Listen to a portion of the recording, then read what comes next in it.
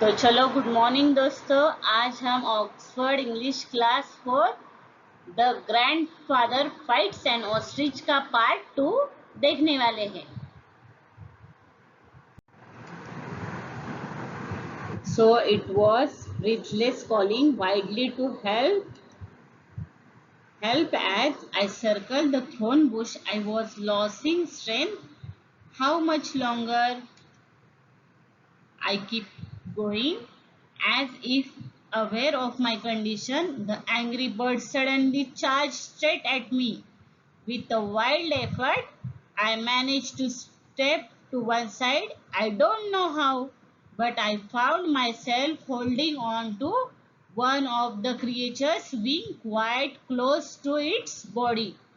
तो क्या होता है, उन्होंने इसमें क्या बताया है, हमने देखा था कि वो जो ऑस्ट्रिच था वो उसके उसके ऊपर क्या हो गया था, लपेट पड़ा था पूरी तरह से, और उसको कुछ नहीं सूझ रहा था। जो दादाजी थे रस्किन बॉन्ड के, तो उनको कुछ नहीं सूझ रहा था। वो क्या कर रहे थे, बस वो जब कटीली झाड़ियों का वो क्या कर रहे थे, बस चक्कर लगा रहे थे। वो सर्कल सर्कल थ्रोन बुशिश का कर रहे थे, मतलब वो बस क्या हो रहे थे, गोल गोल गोल गोल उसको घूम रहे थे, और उनकी सांसें जो है वो फूल रही थी, और वो कंटिन्यूअसली किसी ना किसी को वो क्या कर रहे थे, पुकार रहे थे, मदद के लिए बुला रहे थे।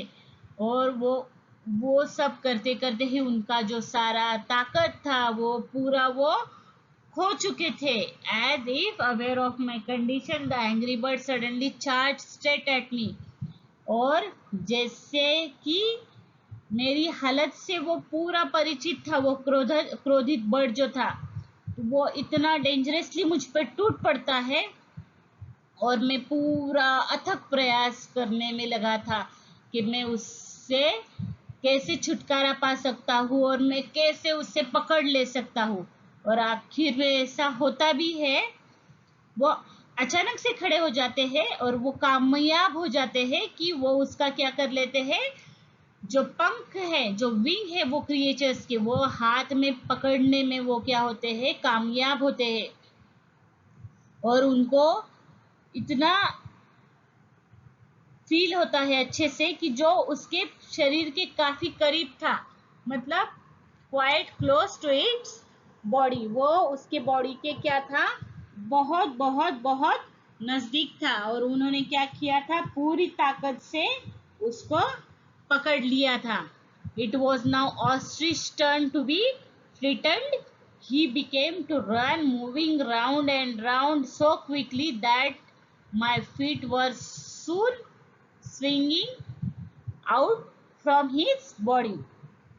तो उन्होंने क्या बताया है, अभी किसका टर्न था, अभी ऑस्ट्रिच का टर्न था। ऑस्ट्रिच ने उनको क्या किया था, ऑस्ट्रिच ने पहले ही उनको बहुत मारा था, पीटा था, बहुत नाखूनों से क्या किया था, उनको खरोच लिया था। अब वो क्या कहते हैं, वो कहते हैं अभी किसका टर्न है, अभी ये टर्न ऑस्ट्रिच का है। तो वो ऑस्ट्रिच को क्या कर रहे थे, वह इतनी तेजी से इधर उधर उसको क्या कर रहे थे, घुमाने लगे थे, और मेरे पैर जल्द ही उसके शरीर से बाहर निकलने लगे। और फिर वो क्या होते हैं, वहां से वो बाहर निकलते हैं। Imagine my situation as I clung helplessly to the wing of the angry bird. My arms soon began to ache with the strain, and the swift and continuous circling was making me dizzy. तो उन्होंने क्या कहा है कि आप मेरी बस कल्पना करिए, कि मेरी स्थिति की आप क्या करो, कल्पना करो कि इतना जब मैं असहाय होकर क्रोधित पक्षी के पंख से चिपक गया था, और मेरी जो पूरी बाहें थी, जो मेरा पूरा जो हैंड था, वो जल्द ही तनाव से दर्द करने लगा था, और तेज और लगातार चक्कर मुझे आ रहे थे। इतना मैं क्या हो गया था, होश में नहीं था, क्योंकि एक तो पहले उसने मुझ पे अटैक किया था, फिर मुझे तो उससे बचना था, तो फिर जो उसके दादाजी थे उनको, उनके पास कोई ऑप्शन ही नहीं था उसको पकड़ने के सिवा। तो वो उसको पकड़ते हैं, उसको होल्ड भी करते हैं, उसको वो जोर जोर से घुमाते भी है, क्योंकि बस वो पकड़ के रखते तो शायद वो फिर से अटैक कर देता। तो उनको भी उसको क्या करना था, तकलीफ देना था कि वो शांत बैठ सके, वो भी क्या हो सके, हेल्पलेस हो सके। और वो सारा ये काम करते हैं और वो करते करते उनके हाथ दुख जाते हैं और उनको चक्कर भी आने लगता है। Round and round we went in a great circle. It seems as if that bird would never tire. And I knew I could not hold on much longer. Suddenly the ostrich went into reverse.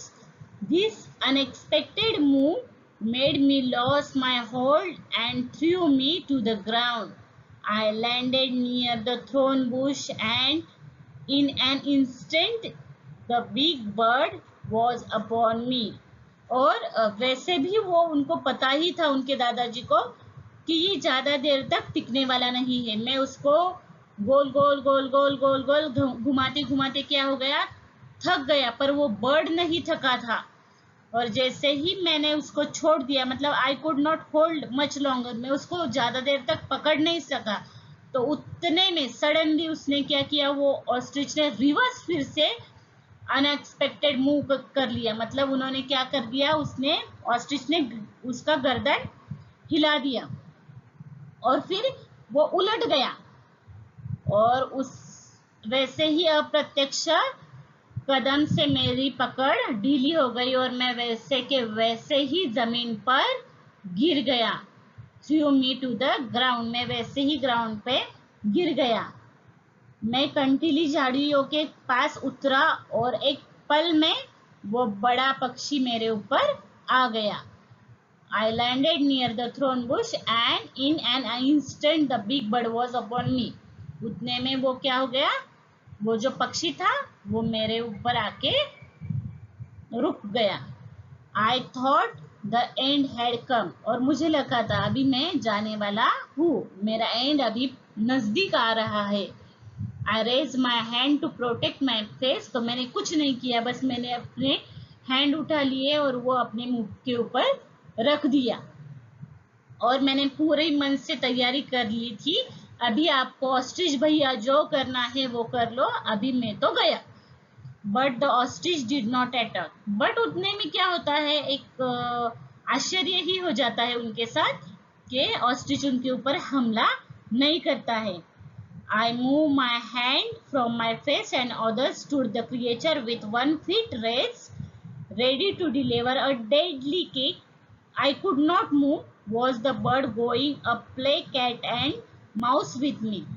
मतलब उनको कुछ समझ नहीं आ रहा था, पर वो क्या हो गया, वो वहां से 1 फीट लंबा दूर चला गया। और उसने क्या किया था, उसके जो हाथ है और उसका जो मुंह था वो उसने क्या किया था, फिर से क्रिएचर से ढक के लिया था, क्योंकि उनको पता था वो कभी भी किक मार सकता है। मैं क्या बिल्ली और जो हमारा माउस होता है उसके साथ तो नहीं खेल रहा हूँ। वो कौन है, वो ऑस्ट्रिच है। तो उन्होंने क्या किया, कुछ भी उनको एक्शन नहीं दिया। तो उनको अभी लगा था अभी मैं पूरा गया। फिर उन्होंने क्या किया, जैसा ही उन्होंने देखा तो डर कर क्या हो गया, as I watch pretended the ostrich turn his head sharply to the left. तो वो देखते हैं कि वो डर गया था ऑस्ट्रिच जो था, और उन्होंने क्या किया, वो टर्न कर देता है अपने आप को, खुद को, और लेफ्ट मार के वो क्या होता है, दूसरे ही सेकेंड वो जिस तरह से आया था दौड़ते हुए, as I watch frighten the ostrich turn his left sharply to the left, वो अपना दाई ओर क्या करता है, मुंडी हिला देता है, और वहां से ही वो सेकेंड लेटर वो जंप करके टर्न होके वो इतना फास्ट दौड़ जाता है कि जितना दौड़ के वो मेरे पीछे आया था उतना ही दौड़ के वो भाग जाता है। आई वॉन्डर्ड व्हाट हैपेंड। और वो उनको आश्चर्यचकित होता है, अरे ये कैसे हुआ। I soon found out to my great joy. और आपको पता नहीं, मैं बता नहीं सकता कि उनके खुशी का ठिकाना नहीं था। उनको बहुत बहुत बहुत एक सेटिस्फेक्शन मिलता है, क्योंकि उनकी जान वो उस दिन पूरी तरह से जाने वाली थी और वो बच गई थी। So I heard the bark of my dog. और मुझे मेरे कुत्ते की आवाज़ सुनाई दी। And the next moment he was jumping around me. और दूसरे ही क्षण वो मेरे साथ खेलने लगा था। licking my face and hands, I took good care to see that he did not leave my side until we were well clear of that ostrich farm. तो उनको पता था कि जब तक हम ये ऑस्ट्रिच का फील्ड नहीं छोड़ सकते हैं, तब तक हम क्लियरली क्या नहीं है, सेफ नहीं है। तो सबसे हमें पहले हमें क्या करना है, ये जो फार्म है यहाँ से हमें जल्दी से भाग जाना है या बाहर निकलना है। तो इस तरह से हमने ये जो हमारा चैप्टर था ग्रैंडफादर फाइट्स एन ऑस्ट्रिच, ये चैप्टर पूरी तरह से मैंने आपको सिखा दिया है। अगर आपको अच्छा लगा, आपको इसका एक्सप्लेनेशन अच्छे से समझ आया, मैंने आपको ये स्टोरी के जैसा बताया है, आप जैसे ही स्टोरी के जैसे सुनो ऐसी स्टोरी आप दूसरों को बताओ। और आशा करती हूँ आप मेरे चैनल को लाइक शेयर सब्सक्राइब पक्का कीजिए और शेयर कीजिए ज़्यादा से ज़्यादा बच्चों को, इतनी आसान तरीके से ये चैप्टर न लगकर स्टोरी टाइप समझ आ जाए। थैंक यू बच्चों।